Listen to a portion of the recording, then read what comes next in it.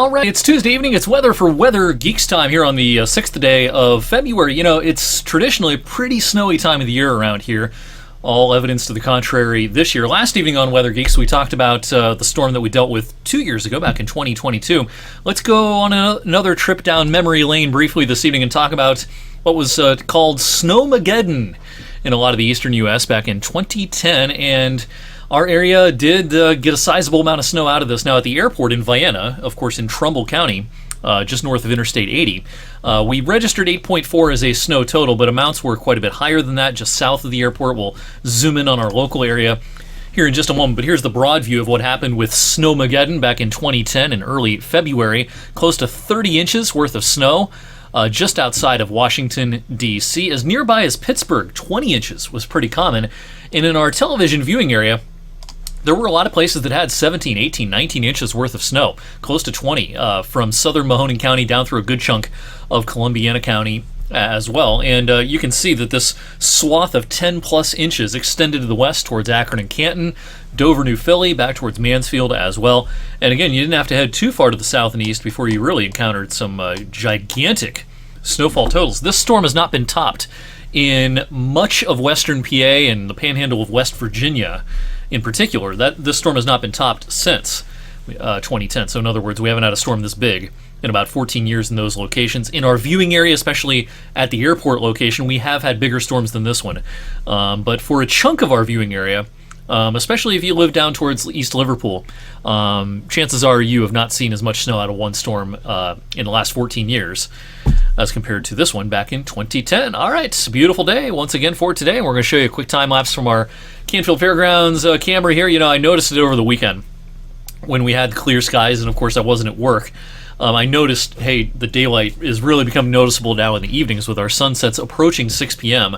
Our post-6 p.m. sunsets start in less than 2 weeks. I believe it's the 18th of February. We hit 6 p.m.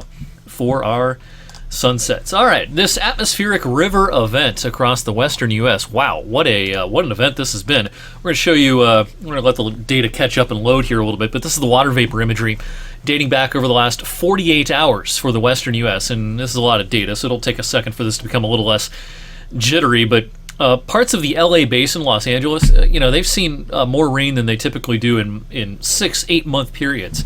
And of course, the snow has really been piling up in the mountains outside of Los Angeles. If you've never been to Southern California, it's actually a pretty mountainous area. Of course, LA's near the coast, and there's a lot of beaches and things like that, but not too far inland. There's some pretty high peaks.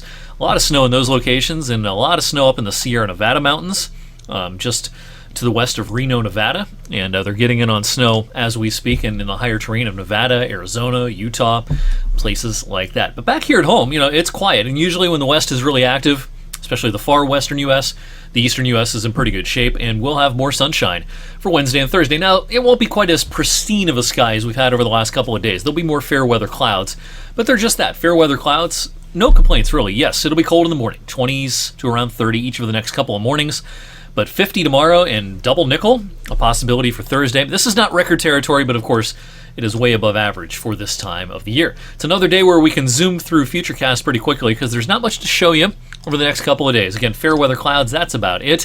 Finally, some precipitation chances back in our forecast, but it's going to take until late Thursday night and into Friday.